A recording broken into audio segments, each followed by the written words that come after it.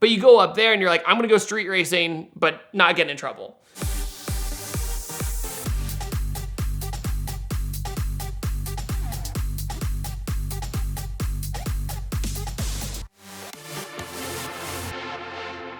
So sometimes in life, you get emails that look like spam, but you just take a chance anyway.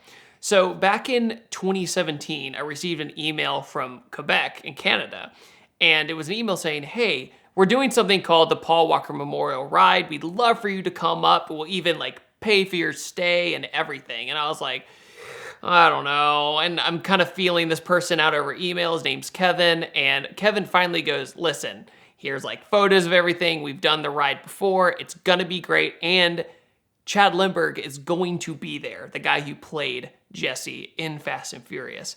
And I've always kind of joked about Jesse, how he just got robbed in the first movie. You know, he was just off in the first movie. And the first Fast and Furious was low budget for the most part.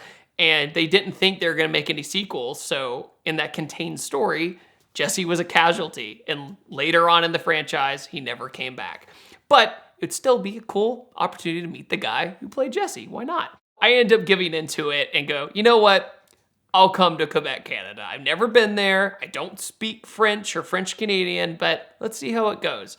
I get to the airport and I land in a propeller plane to connect, get off the plane, and meet Nick and Kevin. They are basically, I guess you could say, the people taking care of me. They were kind of like my tour guides, but also I ended up becoming very, very good friends with them because they're very nice, humble people, and I was very comfortable there already. This went from a spammy kind of feeling email to, okay, I think I did the right thing.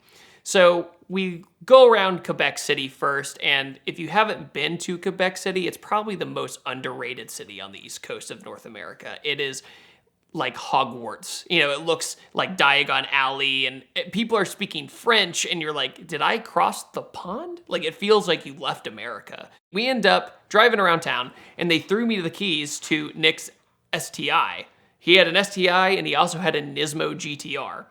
And so we go driving the back roads of Quebec, and as you can imagine, the roads are awful. I mean, they're curvy and beautiful, but the pavement is like the worst I've ever seen. So you're bumpy and trying to avoid everything. So we also had a turbo FRS on this driving day where the coilover completely snapped off the top hat, and we had to limp the car all the way back from the mountains, and we finally got back. So I basically got a taste of what people had to deal with in the car culture up there, of the rough environment and the very short time window of fun you get in sports cars because it's just rough the rest of the year. We end up leaving Quebec City and go to Montreal. Go to Montreal, and that's where we see the Jetta replica being built by a good buddy named Dom. Dom in the shop out in Montreal set out to basically go one-for-one replica of the Jetta from the movie. We're talking, they got basically the vinyl decals from the same guy who did it in the movie. So I'm very impressed. They're finishing it up. It's not even done yet.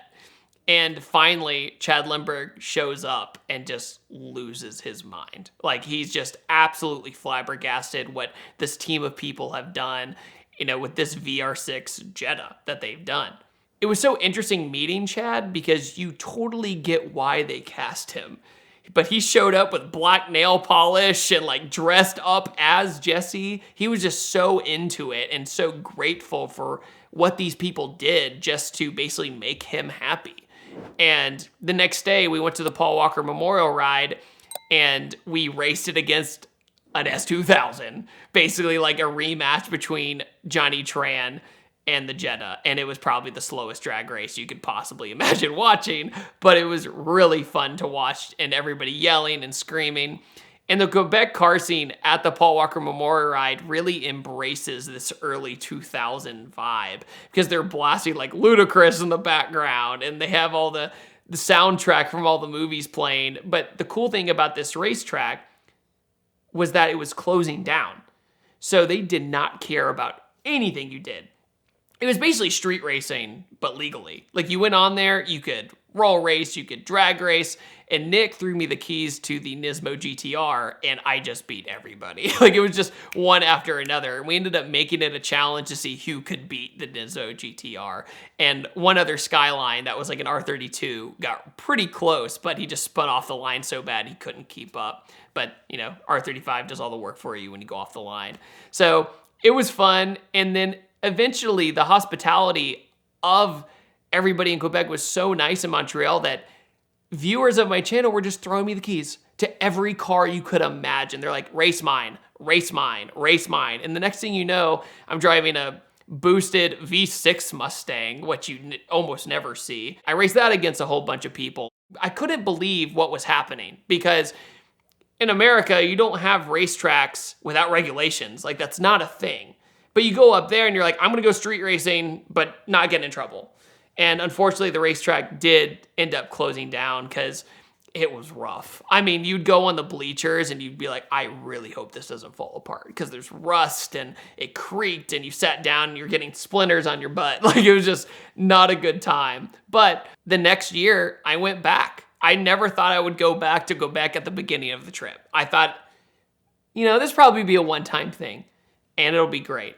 But then I ended up going back and doing the same thing all over again and realizing how good of people they were there. And Quebec gets kind of a bad rep in Canada because the regulations are more strict there than it is, say, in Ontario or something like that. So when you go there, a lot of the cars are not that great. You know, you kind of have to give people the benefit of their situation because they're so into cars that they'll take any commuter car and just make it work. So you end up seeing these really absurd builds, like a Ford Probe with a body kit on it and a turbo on it.